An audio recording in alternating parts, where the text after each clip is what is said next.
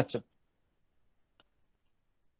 আজ এই প্রভাতী শ্রী সৎসঙ্গ, যেটা নাকি ভার্চুয়ালি নবদ্বীপ সৎসঙ্গ মন্দির থেকে হচ্ছে, সেখানে উপস্থিত বিরাজমান আমার পরম প্রেমময় শ্রী শ্রী ঠাকুরের আতুল চরণে আমি আমার শতকোটি প্রণাম নিবেদন করছি। লক্ষ্মী স্বরূপিণী জগৎজননী শ্রী শ্রী বর্মার আতুল চরণে আমি আমার শতকোটি প্রণাম নিবেদন করছি। পরম পূজ্যপাদ শ্রী শ্রী বরদা, আজকের আমাদের সংঘাচার্য আচার্যদেব শ্রী শ্রী দাদা তথা বাবাইদার আতুল চরণে আমার শতকোটি প্রণাম নিবেদন করছি। তৎসঙ্গে ইষ্ট পরিবারের প্রতি প্রত্যেক সদস্যকে আমি আমার আমোঘী বিনম্র প্রণাম নিবেদন করছি। উপস্থিত সহপ্রতিনিধি মণ্ডলী তথা যাজক পাঞ্জাধারী আরো যারা কর্মী রয়েছেন, তাদের সবাইকে হার্দিক রাও জয়গুরু। উপস্থিত দাদারা মায়েরা সবাইকে আমার হার্দিক রাও নন্দিত জয়গুরু। সবার সর্বাঙ্গীন কুশল কামনা করে আমি এখানে আজ আপনাদের মধ্যে উপস্থিত হয়েছি। শ্রী শ্রী ঠাকুরকে আমি যেভাবে বুঝি সেটা কিছুটা বোঝানোর জন্যই আমি যাজন করতে আমি আপনাদের দ্বারা আদিষ্ট হলাম। আমি জানি না আমি কিরকম কি বলতে পারবো। আপনারা ক্ষমা সুন্দর দৃষ্টিতে আমাকে সহযোগিতা করবেন। আমি যেমনটা করে বললো তার কথা বলে তাকে বোঝানো তো যায় না। আমি নিজের মতো করে কিছু কথা বলছি, তবে অবশ্যই গঙ্গা জলে গঙ্গা পূজা। আপনারা ক্ষমা সুন্দর দৃষ্টিতে আমার ভাষার দিকে না তাকিয়ে, আমার বলার ভঙ্গিমা বা আচরণ ভঙ্গির দিকে না তাকিয়ে একটু আমাকে সহযোগিতা করলে আমি খুব ধন্য হব। তো কথা হচ্ছে, ঠাকুরকে কেউ বোঝাতে পারে না বা ঈশ্বরকে বোঝানো কারো দ্বারা সম্ভব না, বা কেউ বুঝতে গেলেও সেটা ভুল। শুধু তাকে নিয়ে চলার কথাটাই হচ্ছে একমাত্র আমাদের প্রয়োজন, তাহলেই সেটা হয়ে যায়। তা আমি আমি যেরকম বুঝি যে পরমপিতার সংবিধান মানাটাই হচ্ছে মূল কথা। আর এই পরমপিতার সংবিধানটা হচ্ছে যেটা ফান্ডামেন্টাল ভাবে আমি যদি বুঝি, যে বুনিয়াদি কথা, ফান্ডামেন্টাল মানে বুনিয়াদি, যে তার কথা শুধু কাটায় কাটায় যারা পালন করবে তারাই শুধু মঙ্গলের অধিকারী হয়। সেই জন্য তার বলার কথা যে বিধির নিয়ম পালবি যেমন, যতটা বা যতটুকু কেটে ছেটে ফল পাবি ততটুকু। তো সুতরাং আমি তার বলাগুলোকে যদি নিজের অভ্যাস ব্যবহারে চরিত্রায়িত করি, তাহলেই কিছু লাভ। যেমন তার জন্য আমাকে প্রথম করতে হয় তার সঙ্গে আমার একটা সম্পর্ক গড়ে তোলা। তার সঙ্গে একটা সম্পর্ক গড়ে তোলা, সেই সম্পর্কটা এই আমার একমাত্র জায়গা যেটা আমাকে পরবর্তী জায়গাটা করে দেবে। সেই জন্য তার কথাই আছে যে যার যেমন ভাব তার তেমন লাভ। তো এইটা টোটালি নির্ভর করছে আমার ভাবটার উপরেই, যে আমি কিভাবে, কি যে আমার ফর্মুলাটা যেটার মধ্যে আমি তাকে পাওয়ার জন্য এগিয়ে যাব। তো এই জন্য তিনি অভয় বাণী দিয়ে রেখেছেন যে যদি লক্ষ্য রাখিস মূলে পৌঁছে যাবি কুলে। আমি যদি লক্ষ্যটাই ঠিক রাখি যে আমার একমাত্র ইষ্টকে নিয়ে চলা, আর ইষ্ট মানে ইষ্ট স্বার্থী হওয়া, তার মানে মঙ্গলের অধিকারী হতে হলে ওই মঙ্গল স্বার্থকারী যোগ্যতাতেই আমাকে যেতে হয়। তাহলে আমি আমার সহজভাবে ওইভাবে চলতে পারি। তো যাই হোক, আমরা করি কি উল্টোটা, আমরা সাধারণভাবে উল্টো থিওরিতে চলতে থাকি। কি করি, যে না, আমরা যুগ যুগ ধরে আমরা আমাদের বংশ পরম্পরায় এটা একটা অভ্যাসে মজ্জাগত করে করেছি। আর এখন তো আমরা আরো বেশি বলিয়ান হয়ে গেছি। আমাদের আমাদের কাছে বিভিন্ন মহাবিদ্যালয় থেকে মহা মহা বড় কাগজ ডিগ্রি রয়েছে, বিদ্যা অর্জন করে ফেলেছি। সুতরাং আর তো আমাদের কোনো অসুবিধা নাই। সেই জন্য ঠাকুর বললেন যে বৈশিষ্ট্য পালি আপুরয়মান পুরুষোত্তমকে। আবার বলছি, বৈশিষ্ট্য পালি আপুরয়মান পুরুষোত্তমকে অবজ্ঞা করে যারা ঈশ্বরের ভজনা করে, তাদের ভজনা গঞ্জনাতেই পুরস্কৃত হয়। তো ভেরি সিম্পল কথা, যে আমার বৈশিষ্ট্য বা সংস্কারকে যিনি পালন করতে পারেন, আপুরমান, যিনি সব পূরণ করে দিতে পারেন, সেই পুরুষোত্তমকে যারা অবজ্ঞা করে ঈশ্বরের ভজনা করে, তাদের ভজনা গঞ্জনাতেই পুরস্কৃত হয়। সেই জন্য এখন এই কথাটাকে যতই আমি বলি যেন তবু মনে হচ্ছে কঠিন কঠিন। তাই সেই ঠাকুর ভাব সমাধির সময় তার ভাব অবস্থায় একটি ভাবের কথা বলেছিলেন যে এক ভাবলে আর দেরি নাই, এক ভাবলে আর দেরি নাই, দুই ভাবলে অনেক, দুই যদি ভাবি তাহলে অনেক, আর তিন, চার, পাঁচ, 10, 100, 1000, 36 কোটি, তো বহুদূর বহুদূর। তো বহুদূর বহুদূর মানে 36 কোটি, যদি মানে এইভাবে যদি আমরা অনেক কিছু ভাবি, 3, 4, 5, 36 কোটি 36, তবে জানবি বহুদূর বহুদূর। তো এই বহুদূরের রাস্তাটাতে আমরা যাচ্ছি, যে বহুদূর রাস্তাটাই আমরা পছন্দ করি, কারণ এখানে এটা নিজের তাল গোল মিলানো একটা হিসাব কিতাব চলতে পারে, একানুরক্তি দিয়ে নেই। সেই জন্য ঠাকুর বলে রেখেছেন যে 25 ঠাকুর করলেই মুশকিল, বহুনষ্টিক বা 25 ঠাকুর করলেই মুশকিল। কিন্তু আমরা এই 25 ঠাকুরের রাস্তায় চলি। প্রত্যেকের বাড়িতে আমরা যদি ভিজিট করি তাহলে বুঝবো যে 25 ঠাকুরের ফর্মুলাটা কি। আমি জানছি এই কথাগুলি বললে পরে সবাই আঘাতপ্রাপ্ত হচ্ছেন, বিশেষ করে এখানে যারা মায়েরা রয়েছেন তাদের কোথাও যেন ভাবের মধ্যে একটা কিন্তু বাধা পড়ছে। আমরা শ্রাবণ মাসে জানছি প্রতি বাড়িতে আমরা লক্ষ্মী স্বরূপিণী বর্মার অনুষ্ঠান হচ্ছে, শুনছি, জানছি, দেখছি, বুঝছি, অনবরত 1 মাস ধরে চলতেই চলেছে, আর মাত্র কয়েকদিন। তাহলে লক্ষ্মী স্বরূপিণী বলেছে, তো লক্ষ্মীর মতো স্বরূপিণী বলতে গিয়ে জগৎ জননী আবার বলছে, তাহলে তিনি তো একজন কারো স্ত্রী ছিলেন, কারো লীলা সঙ্গী ছিলেন, তাহলে তিনি কি করে ওইরকম হয়ে গেলেন? এটাই মূল কথা, যে তিনি শুধু তার স্বামীকে পতি হিসাবে না ভেবে ভগবান বলে ভেবে তিনি আজ ওই লক্ষ্মী স্বরূপিণী বা জগৎ জননী হতে পেরেছেন। তাহলে প্রশ্নটা আসে যে প্রত্যেক পরিবারে আমরা যারা গৃহের মূল ব্যক্তি, আমি হয়তো ছেলে, হয়তো আমি স্বামী, হয়তো আমি আরো কিছু, তাহলে আমার জায়গায় আমি কি ঠিক?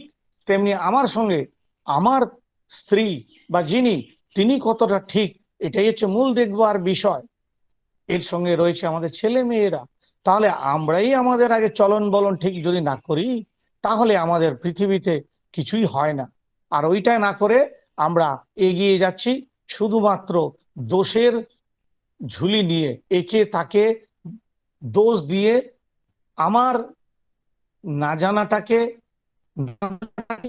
আমার পাণ্ডিত্যকে অন্যের কাঁধে চাপিয়ে দিয়ে চলছি। আর ওর ফলেই আমাদের শূন্যের জীবন। এই শূন্যের জীবনে আমরা হাহাকার করে বেড়াচ্ছি, খুঁজছি, কি যেন খুঁজছি, আর খুঁজতে খুঁজতে শেষে এই জীবন শেষ। সেই জন্য আমাদের জীবনে কিছুই পাওয়া হয় নাই। এই জন্য ঠাকুর বললেন যে আত্মপ্রতিষ্ঠায়, আত্মপ্রতিষ্ঠায় যে যত যে যত বিজ্ঞ, ইষ্ট প্রতিষ্ঠায় সে তত অনভিজ্ঞ। আমি আবার বলছি, আত্মপ্রতিষ্ঠায় যে যত বিজ্ঞ, ইষ্ট প্রতিষ্ঠায় সে তত অনভিজ্ঞ। তাহলে আমরা তো নিশ্চয়ই অনভিজ্ঞ, এটা হয়তো স্বীকার করতে সবার বাধবে, কারণ ডিগ্রি রয়েছে সবার কাছে, সামাজিক প্রতিষ্ঠা রয়েছে, বাড়ির সবচেয়ে তিনি মুখ্য ব্যক্তি। তাহলে ওই যে কথা যে আত্মপ্রতিষ্ঠা, সেই জন্য ঠাকুর বললেন অতি সহজে পই পই করে বারবার বলেছেন, তার 81 বছরের জীবনে হাজার হাজার বাণী ঠাকুর দিয়ে রেখেছেন। সেই বাণীগুলি সব কিন্তু আমার জন্য। সেই বাণীগুলি এরকম যে একটি জায়গায় আমি পাই যে তিনি বলেছেন যে আমাকে হ্যান্ডেলটা না দিলে আমি কিছুই করতে পারি না, আমাকে হ্যান্ডেলটা না দিলে আমি কিছু করতে পারি না। একবার হ্যান্ডেল হাতে পেলে সবার কুষ্টি উলট পালট করে দিতে পারি, একবার হ্যান্ডেল হাতে পেলে সবার কুষ্টি উলট পালট করে দিতে পারি। নির্বিচারে আমার কথা মেনে যে চলে সে লাখ মূর্খ হলেও মহাজ্ঞানী, আর যে নিজ খেয়ালে চলে সে মহাজ্ঞানী হলেও বাস্তবে বেকুব ও পাগল। আমরা সবাই, আমার মনে হয় আমরা ওই দ্বিতীয় ক্যাটাগরিতে, যে নিজ খেয়ালে চলি, সর্বদাই আমার মতো করে ওখানে এডিশন, আল্টারেশন, সাব ক্লজ, প্যারা ইত্যাদি নানা ধরনের আইন কানুন নিয়ে আমি বলছি না না এইটা করলে তো চলবে, ঠাকুর তো ওইরকম বলেছেন, ঠিক আছে ওইটা একটু করে ফেলি, ব্যাস আমি আমারটা মতো করে ফেলছি। এইভাবে আমি নিজে তো বঞ্চিতের একটা ইতিহাস রচনা করি, আর এই বঞ্চিতের ইতিহাসের মধ্যে নিজের সর্বপ্রথম জাহান্নামে যাবার রাস্তাটা আমি নিজে তৈরি করে আমার এই যে যে অবুঝ সন্তান যাদের আমি জন্ম দিয়েছি পৃথিবীতে, সে আর যে কিছু না বুঝে আরেক পরিবার থেকে আমার গৃহিণী হিসাবে আমার সঙ্গে আছে, তাকেও আমি ঠগিয়ে জীবন যাপন করি। আর এটাকেই বলি যে অনেক কিছু করলাম, অনেক কিছু পেতে চাইলাম, কিন্তু কিছুই হলো না, আখেরে গিয়ে একটা বড় বিগ অশ্বডিম্ব নিয়ে জীবন শেষ। আর তার জন্য সমাজে আমাকে সবাই আঙ্গুল দিয়ে দেখায়, ওই যে দেখেন অনুকূল ঠাকুরের ওই যে যাচ্ছে ধুতি পরে, কত দীক্ষা দিয়ে বেড়ায়, কত কিছু করে, কত কিছু বলে, কত কিছু বোঝায়, কত কিছু ঠাট বাট ওই যে বলে, আর যার ফলে ওই তিমিরেই থাকি। তো সুতরাং আমি বলতে চাইছি, জানি এই কথাগুলো বলছি আমি কারো ভালো লাগছে না, কিন্তু আমি সর্বদাই সব জায়গায় যেখানে যাই আমি বলি, দাদারা মায়েরা এগুলো আমি নিজে উপলব্ধি করেছি বলে আমার মনে হয় আপনাদের বলা উচিত। আমি যতই ওই বলি না কেনা এদিক ওদিক বিভিন্ন ঘন্টার পর ঘন্টা, কিচ্ছু হবে না। আসল যদি ফান্ডামেন্টাল, যেরকম রেল লাইনের রেলের ট্র্যাক বানানো হয় আর ওটাকে বলে রেল, তার উপর দিয়ে ট্রেন যায়, তবে ওই ট্র্যাকে যদি থাকে তাহলে ট্রেন গিয়ে গন্তব্যে যায়। আর যাবে কিরকম, সামনে একটা ইঞ্জিন থাকে আর তারপর বগি থাকে। তো এত বড় লোহার গাড়িটা এত মানে ভারী, ওই গড়গড়িয়ে কিরকম চলে যায়। ঠিক ঠিক আমরা যদি ওই ট্রেকে বা রেলে থাকিব, তাহলেই কিন্তু জীবন গড় গড়িয়ে গড়িয়ে যাবে। ওই গড় গড়ানোটা তো নির্ভর করছে আমার উপরে। ঠাকুর তো রেল লাইন দিয়ে দিলেন, তাহলে আমি সেই রেল লাইনের মধ্যে আমি চললাম না, আবার চললাম হয়তো বা আমি আবার হয়তো ওই রেলের মধ্যে উঠেছি, রিজার্ভেশনও করলাম, হঠাৎ ভাবলাম যে না বোধহয় এটা হাওড়া যাবে না, এটা বোধহয় ওই সামনে কোথাও গিয়ে শেরাফলি টলি থেমে যায়, আবার নেমে গেল। নির্ভরতা নেই, বিশ্বাস নেই, আত্ম খালি একটা অহংকার আছে যে সব বুঝি, সব জানি। তারপর তো সবচেয়ে বড় জিনিস রয়েছেই, ওই যে দেশের সবকিছুর জন্য মূল দায়ী আমার দেশের নেতারা, ব্যাস হয়ে গেল। তো তারপরে আরো আরো আরো অনেক কিছু, যাই হোক আমি বোঝানোর খাতিরে এই কথাগুলি উত্থাপন করছি যে আমি কিরকম বুঝি, আমি যে ভুলটা করি সেই ভুলটা যেন আপনারা না করেন, সেটা এই জন্যই আমি এইভাবে কথাগুলি বলছি। কিন্তু তো ঠাকুর বলছেন যে আমাদের এই যে ভাবির সঙ্গে ভাব বললাম, এই যে জয়ে যত ভাব করে চলবেন সে তত লক্ষ্যে অতি শীঘ্রে পৌঁছে যাবেন। তো ওখানে যাওয়ার জন্য শুধুমাত্র সিম্পলিসিটি, সহজ সরলতা দরকার, ওখানে বেশি বুদ্ধি লাগানোর কোনো দরকার নাই। ঠাকুর বললেন যে আমি তোমাদের ভূত জানি, ভবিষ্যৎ জানি, ওই তত্ত্ব কথায় গিয়ে কাম নাই। আমি তোমাদের ভূত জানি, ভবিষ্যৎ জানি, ওই তত্ত্ব কথায় গিয়ে কাম নাই। যদি শুধু এইটুকুনি বোঝো যে আমি যা পছন্দ করি না তা শুধু করব না, আর যদি না করো তাহলেই কিন্তু অতি সহজেই তোমার অনেক বিপদের থেকে তুমি রেহাই পেয়ে যাবে। তো তাকে পছন্দ করার শুধুমাত্র কথা, তাকে ভালোবাসার কথা, তার মানে ভালোতে বাস করা। তো ভালোতে বাস করতে হলে নিজে করতে হবে। এটা আবার কেউ রাজনৈতিক নেতা করে দেবে নাকি, না আমার পিতা মাতা করে দেবে, না আমার স্ত্রী করবে, না আমার ছেলে, কেউ করবে না, আমাকেই করতে হবে। আর আমি যদি করি তাহলে আমার বাড়ি প্রথম সবাই আমাকে দেখে করবে, আর করতে করতে হয়তো করবে না, তার জন্য আমাকে ডান্ডা নিতে হবে, আমাকে প্রচন্ড তার সঙ্গে সংঘর্ষ করতে হবে, যুদ্ধ করতে হবে, মানে লড়াই, ওই নাটার এগেনস্টে লড়াই। আর ওই লড়াইটা করতে গেলেই আমার প্রবৃত্তির উপর হাত পড়বে, কারণ কঠিন হতে হবে। কারণ ওই যে বলছে সাব ক্লজ প্যারা টাইটেল আমি দিয়ে দেবো, না না ঠিক আছে দুদিন ওটা করে নিচ্ছি, আগামীতে করব, এখন তো ছোট, আর একটু বড় হোক, এখন তো পড়াশোনা করছে, এখন তো ওইটার সময় হয়নি, এখন তো শরীর ভালো না, এখন তো প্যান্ডেমিক চলছে, এখন তো আমার অর্থ নেই, এখন তো আমার ওই নেই। এই সাব প্যারা ক্লজের আর জিন্দিগিতে শেষ নেই। সংঘর্ষ আমাকে করতেই হবে, কারণ বিনা কোনো সংঘর্ষে কিছু পাওয়া যায় না। স্বামী বিবেকানন্দের একটা কথা আছে এরকম, এই কথাটা বলতে কি মনে পড়লো যে in a day if you do not come across if in a day if you do not come across any problem, be sure you are traveling in a wrong path. প্রতিদিন চলবার সময় আমি যদি কোনো বাধার সম্মুখীন না হয়, তাহলে বুঝে নিতে হবে যে আমার সঠিক গন্তব্যে আমি যাচ্ছি না। তার মানে আমি যদি বাধা পাচ্ছি, তাহলেই বুঝতে হবে যেন আমি যে সঠিক পথে চলছি এবং আমার গন্তব্যস্থল আমি পাবো। তার মানে বাধাটাই হচ্ছে বিধি, বাধাটাই হচ্ছে বিধি। যদি বাধা পাচ্ছি, তাহলে বুঝে যেতে হবে যে আমি কিন্তু যাচ্ছি। আর আমি যদি মনে করি না খালি মাঠে গোল দিয়ে আসবো, গোলকিপার নাই, প্লেয়ার নাই, এইভাবে জীবন না, আর খেলাও এইভাবে না। পুরোটাই হচ্ছে শুধুমাত্র বাধাকে অতিক্রম করাই হচ্ছে জীবন। আর সেখানে দাঁড়িয়ে থাকবে বিধি। বিধিকে যিনি অতিক্রম করবে, তিনি গিয়ে তার দেওয়া বিধানের বাইরে গিয়ে ফলটা পাবেন প্রাকৃতিক নিয়মে। This is a natural process, there is no other concept is here. এখানে কনসেপ্ট হচ্ছে শুধুমাত্র করা।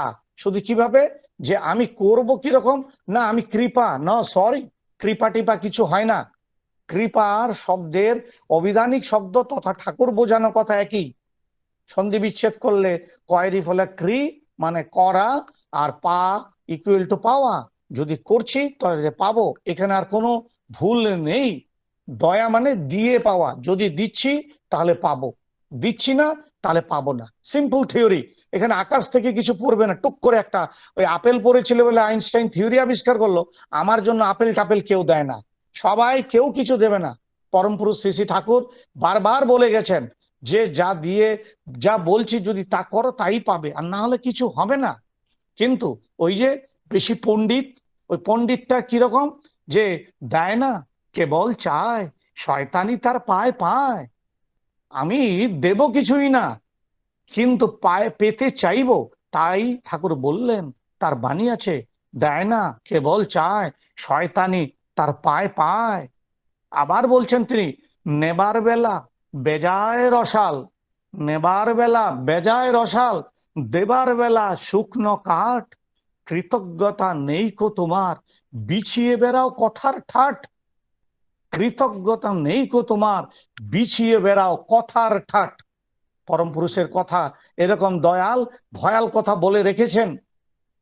এই কথাগুলি শুধু আমি মানে মুখস্থ তো করেছি, মুখস্থ বিদ্যা ছাড়া আমার কোনো উপায় নেই। কারণ আমি জানি গঙ্গা জলেই গঙ্গা পূজা আমাকে করতে হবে। এখানে আমি আমার থিওরি লাগালে কিচ্ছু হবে না। ওই যে বললেন, একটু আগে বলেছিলাম হ্যান্ডেল দেওয়া, তাকে হ্যান্ডেল দিলে সব হবে। যে নির্বিচারে আমার কথা মেনে যে চলে, সে লাখ মূর্খ হলে মহাজ্ঞানী। আমাদেরকে সবাইকে মহা মূর্খ বনতে হবে। মহা মূর্খ যদি সেজে যায়, তাহলে মহাজ্ঞানী হবেন, এটা শ্রী শ্রী ঠাকুর বলছেন। আর তাই তিনি দিলেন আমাদেরকে আচার্য পরম্পরা। সেই আচার্য পরম্পরাতের জন্য ঠাকুর বললেন কি, বর্তমানেই বিদ্যমান, বর্তমানেই বিদ্যমান কৃতি বিজ্ঞ বিশেষ জন, ইষ্ট নিষ্ঠ গুণান্বিত উদ্ধাতা কিন্তু তিনি হন। এই কথা শ্রী শ্রী ঠাকুর আচার্যদেরকে নিয়ে বলে গেছেন। তার মানে বর্তমানে বিদ্যমান, তাহলে এই 10,000 বছরের মধ্যে যে যখন আসবে তার জীবনে, তার জন্য ওই বর্তমানটাই বিদ্যমান থাকবে। তার জন্য একজন কৃতিবিজ্ঞ বিশেষ জনও থাকবে, তার জন্য ইষ্টনিষ্ঠ তারাই থাকবেন। ইষ্টনিষ্ঠ গুণান্বিত উদ্ধাতা কিন্তু তিনিই হবেন, এটা গ্যারান্টি দিয়ে রাখলেন। তো this is the theory of Shri Shri Thakur Anukul Chandra Satsang. এই থিওরি বাইরে যারা আমরা চলছি, কিচ্ছুই হবে না, ওই অশ্বডিম্ব। কারণ আমরা জানি, এই কথা জানার পরেও আমরা করব। এই জন্য ঠাকুর বললেন যে যত যত চাল দিয়ে চলতে যাবে, যত যত চাল দিয়ে চলতে যাবে, তত চলন বেচাল হয়ে যাবে। এমনকি বানচালও হয়ে যেতে পারে, খুব সাবধান। যত যত চাল দিয়ে চলতে যাবে, তত চলন বেচাল হয়ে যাবে। এমনকি বানচালও হয়ে যেতে পারো, খুবই সাবধান। শেষে ঠাকুর বললেন এই বানচালের থিওরিতে যেন না পড়ি। তিনি এমনও বলে রেখেছেন, আমার এ কাজ ফাঁকিবাজির কাজ নয়, আমার এ কাজ ফাঁকিবাজির কাজ নয়।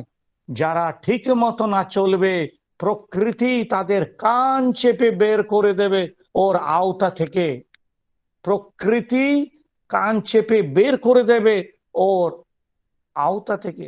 আমরা যেন ঠাকুরের এই সাবধান বাণী থেকে অবহিত হই, না হলে কিছুই নেই। অনুষ্ঠান তো হচ্ছে, আমি কাজ বলছি, কাল আরেক বলবেন, তারও 179 ডিজ দ্বারা আপনারা বলছেন, শুনছেন, করছেন কি? করছেন না। তাহলে নারীর নীতিতে যে ওই যে বলা আছে, বা যে কোনো গ্রন্থে শ্রী শ্রী ঠাকুরের প্রথম পৃষ্ঠার মধ্যে লেখা আছে, তার শ্রী হস্তে লিখিত হস্তাক্ষর আছে, যে আমার কথাগুলি যদি শুধু তোমার কথা ও চিন্তার খোরাক মাত্র হয়, করার বা আচরণের ভিতর দিয়ে বাস্তবে সেগুলোকে যদি ফুটিয়ে তুলতে না পারো, পাওয়া যে তোমার তমসাচ্ছন্নই রয়ে যাবে, ইহা কিন্তু অতি নিশ্চয়। তাহলে কি তমসাচ্ছন্নর জন্য এখানে বসেছি? এই 1.5 ঘন্টা তো বসলাম, তারপরে সারাদিন কাজ, এগুলো একটা কি কাজে লাগবে? না ছেলে মেয়েকে একটা বলবো, না ছেলের মেয়ের সঙ্গে আমার এগুলো ডিসকাস করব?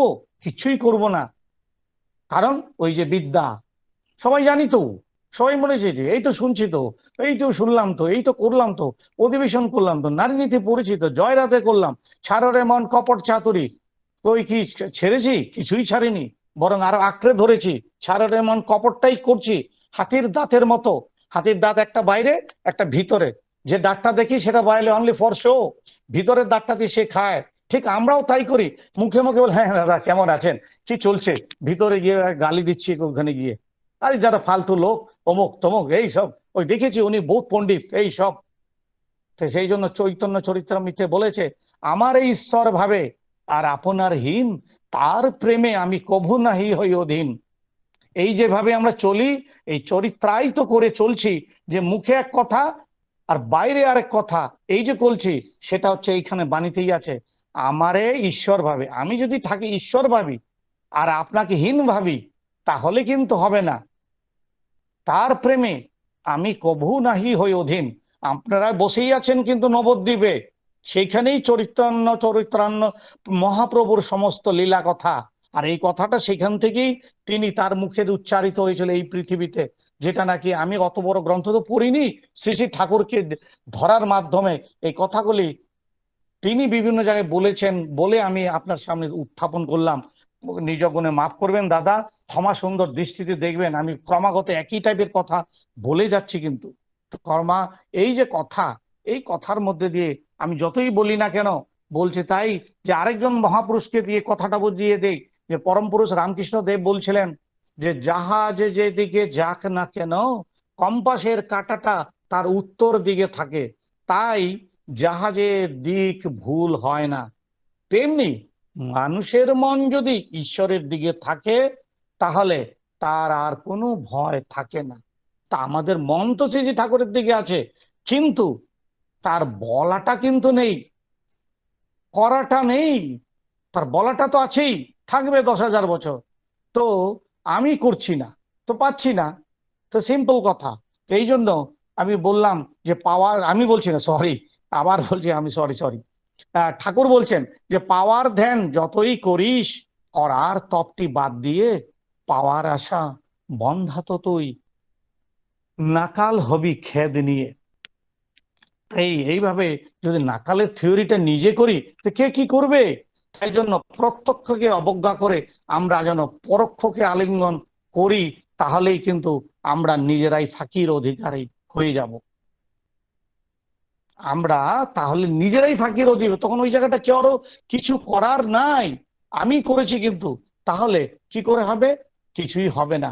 সেই জন্যই আমরা আমাদের, যে জন্য বলছি আমি, অনেক মানে বলতে তো অনেক কিছুই ইচ্ছা হচ্ছে, আপনারা আমাকে সুযোগ দিয়েছেন, কথা শুনছেন, ভালো লাগছে। যে একটি লোকও এখানে কোনো ভিডিও অডিও অন করেনি, এত সাবধানতা, কারণ মন্দির থেকে হচ্ছে। আমি খুব ভালো দেখলাম আপনাদের এই অনুষ্ঠান। সুতরাং আমি নিজেও মানে খুব খুশি হয়েছি যে এমন একটা জায়গায় আমি কথা বলতে পারছি, যেখানে একটু আলাদা পরিবেশ। অনেক জায়গায় আমি, আজ কত জায়গায় আমি পৃথিবীতে যাজন করেছি, তার তো হিসাব নেই। তা আপনাদের এখানে খুব ভালো লেগেছে। এবার এবার আর ফটাফট খুব দ্রুত গতিতে বলবো, কারণ দুটি জিনিস দিয়ে আমি প্রমাণ দিতে চাইছি যে এতক্ষণ তো তার কথাগুলো আমি নিজের ভাবে বলে নিজস্ব বাচনভঙ্গিতে কিছু বলেছি, হয়তো সেগুলি আপনাদেরকে বোঝাতে পারিনি, সেগুলো আমার নিজস্ব ভুলের জন্য আপনারা হয়তো ভুল বুঝছেন। এবার কয়েকটি কঠিন সত্য আপনাদের সামনে তুলে ধরছি, নিয়ে যান, কাজে লাগবে। প্রমাণ দেব কিন্তু এবার গণিতের ভাষায়, একেবারে অঙ্কের মতো। তো ঠাকুর বললেন এবার ভাববাণীতে যাই। ভাববাণীতে ঠাকুর বললেন যে আমি বহু জায়গা তিনি বললেন নবম দিবসে আছে যে কি চাস, ধর্ম, অর্থ, মুখ্য কাম, যদি ওসব চাস তো কিছুই পাবি না। যদি ওসব না চাস, কেবল আমাকে চাস, তাহলে ধর্ম, অর্থ, মুখ্য কাম সব পিছনে পিছনে ঘুরে বেড়াবে, শেষে ফিরায়ে দিবি, জগতের লোককে দিবি, যাকে দিবিনি তাকেও দিবি। Theory is very simple. যদি তাকে চাই তাহলে সব আসবে, এমন আসবে যে পিছনে পিছনে সব ঘুরেই বেড়াবে, আর এত পাওয়া যাবে যে তা আপনি নাকি ফিরিয়ে দিতে পারবেন। আর এই থিওরিটা সত্য, আমার জীবন প্রায় 62 বছর আমি দেখেছি, আমি নিজে পরীক্ষিত সত্য বলতে পারি, এটা আমি দেখেছি আমার জীবন, আর আমি বহু লোকের জীবন দিয়ে বুঝেছি এই কথাটা কিন্তু সর্বৈব সত্য, এখানে কোনো ভুল নেই। যাই হোক, আমি এবার যাই ভাববাণীতে। আবার যে ভাববাণী হয়েছিল 1914 সন থেকে 1919 সনের এই সময়ের ভিতরে, তার মানে লগভগ 5 বছরের ভিতরে বহুবার, কিন্তু সংকলিত হয়েছে মাত্র 72 দিনের বাণী। সেই বাণীর মধ্যে এই 5 ইয়ার্সের মধ্যে একটা বিশেষ দিন, সেই দিনে তার মানে 5ই শ্রাবণ 1321, আমি ইংলিশটা হিসাব করে বের করেছি, সেটা হচ্ছে 1914 সন, 1914, 21 জুলাই, 1914, 25 জুলাই তিনি একটি ভাববাণী করলেন। আর সেই ভাববাণীটি 10ম দিবসে পাবেন, পেজ নাম্বার 66, পেজ নাম্বার 66। আপনারা চাইলে আমি পরে আবার বলে দেবো, এখন শোনেন। তো সেখানে বলা আছে, রেবতী দেখ ভালোই হয়েছে, বহু চালান দিতে হবে, সত্যগুলি ছিটিয়ে দে না রে, যেমন করে পারিস সত্যগুলি ছিটিয়ে দে না রে। তো এখন প্রশ্ন আসছে কে রেবতী?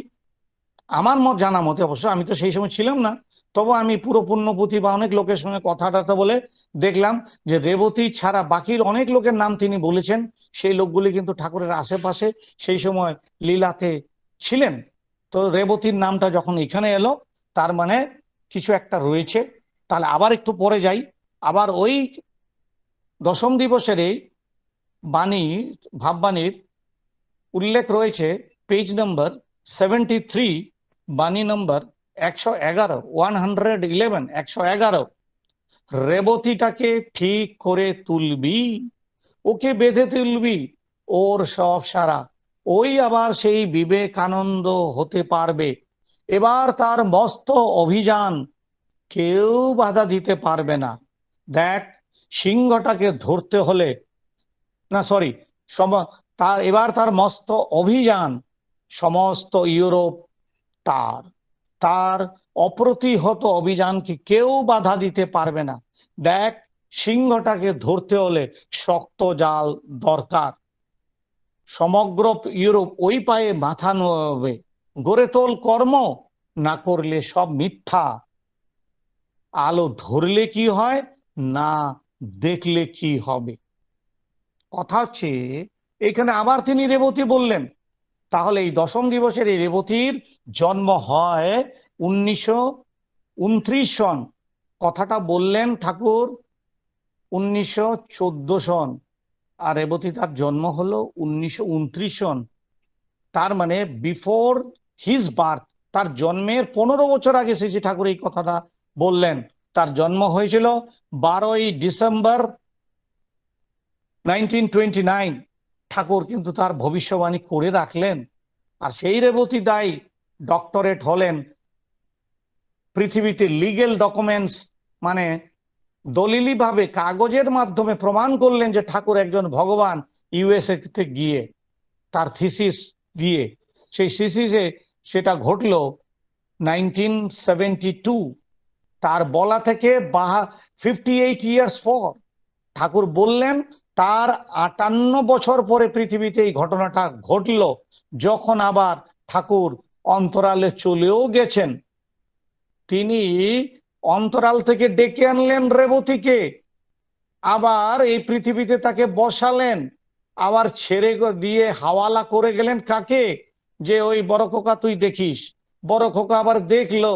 বড় খোকা তাকে, তার পিছনে ড্রাইভিং ফোর্স, মূল লোক দাঁড়িয়ে তাকে পাঠালেন ইউএসএ। সবাই জানেন, সবাই পড়েছেন, আপনারা সবাই পশ্চিমবঙ্গের লোক, তাকে বহুবার দেখেছেন, তার সঙ্গ করেছেন। কিন্তু এই সত্যটা একবার মিলিয়ে দেখেন যে এগুলো কিন্তু শ্রী ঠাকুর নিজের হাতে করে গেলেন। তাহলে সেই আচার্য দিয়েই তো করিয়েছেন। সেই আচার্য তো শ্রী শ্রী বরদা, এখন তো রয়েছে দাদা, তারপরে বাবাইদা, তারপরে এই শরীর। তো কোথায় আমি দাঁড়িয়েছি? আমার পজিশন কি? আমার জীবনে কি এসব হতে পারে না? সব হতে পারে, আর হচ্ছে এবং হবে, যদি আমি থাকি সেখানে। তাহলে কি হলো, যে এই যে 58 ইয়ার্স পর 72-তে হলো ঘটনাটা। তাহলে ঠাকুর তো ভাববাণী করলেন 1914 সন। তার কি ছিল সবই আপনারা জানেন, আমি আর ওই বিষয়ে বিশেষ যাচ্ছি না। এখন আমি জানা মতে এরপরে বহু লোক, আমি নাম দিতে লিস্ট পড়তে পারি, লিস্ট আর পড়ছি না, আমি কাউকে এখানে বড় করতে চাইছি না। আরো অনেকেই শ্রী ঠাকুরের আশীর্বাদে, তার ইচ্ছা অনুসারে তাকে নিয়ে নিয়ে এই পৃথিবীতে ডক্টরেট ডিগ্রি করেছেন। যেহেতু আমাদের ডক্টর জীবন চক্রবর্তী দা, আতপেন্দ্র রায়চৌধুরী দা, রাধাকৃষ্ণ লালা, এটা অনেক অনেক অনেক অনেক আরো করছেন। আমি হিসাব মতে জানি এখন লগভগ প্রায় 25 জন ব্যক্তি ভারতবর্ষে তথা বিদেশে গিয়ে শ্রী ঠাকুরের উপর থিসিস লিক করছেন। আর আমরা জীবনে সকালবেলা উঠে ঠিক করে ওই ওই জানে কাজটাই করছে কিনা সন্দেহ। আমার বাড়ির ছেলে মেয়ে করছে কিনা ঠিক না, কিন্তু আরেক বাড়ির ছেলে মেয়ে কিন্তু কোনো ইউনিভার্সিটিতে গিয়ে শ্রী শ্রী ঠাকুরকে নিয়ে পড়াশোনা করছে। আবার আমার বাড়িতে আমার ছেলে মেয়েরা সত্যানুসরণেই খুলছে না, নারী নীতি পড়ছে না, আর আরেক বাড়িতে করছে। তাহলে পৃথিবীতে কে কি পাবে, এটা হিসাব কিতাবটা এইখানে, আর কিছু বিশেষ বলার নাই। ঠাকুর যে ভগবান, আরেকটি প্রমাণ দিয়ে আমি আমার বক্তব্য শেষ করছি। ঘটনাটা 1954 সনের। কালীপদ রাহাদা নামে এক ব্যক্তি আজও আছেন। এই অক্টোবর মাসে তার 99 বছর কমপ্লিট হয়ে যাবে। আমি তাকে দেখেছি, আমি তার সঙ্গে কথা বলেছি, কর্মসূত্রে আমি দুর্গাপুরে পশ্চিমবঙ্গে এসেছিলাম। তো সেখানে আমি তার সঙ্গে বহুবার দেখা হয়েছে, কথা বলেছি। তো দাদার উপনয়ন সংস্কার হয়েছে। তিনি রেঙ্গুনে থাকতেন, রেঙ্গুন থেকে ভারতবর্ষের দেওঘরে এসে উপনয়ন সংস্কার হলো। তার তিনও ভাই ঠাকুরের কাছে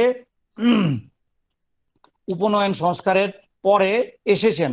মানে আমাদের সতীশচন্দ্র গোস্বামীদা তার গৃহে তাদের উপনয়ন সংস্কার করলেন। 10 দিন পর 3 ভাই আমাদের জামতলাতে, শ্রী ঠাকুর যেখানে তা জামতলাতে থাকতেন, ভোরবেলা কাক ভোরে ঠাকুরের কাছে কুলুগুরু বা যাই বলেন ভিক্ষা তো নিতে হয়। আপনারা জানেন হিন্দু মান্যতাতে কি করতে হয়, যারা বিপ্র বা শুনেছেন।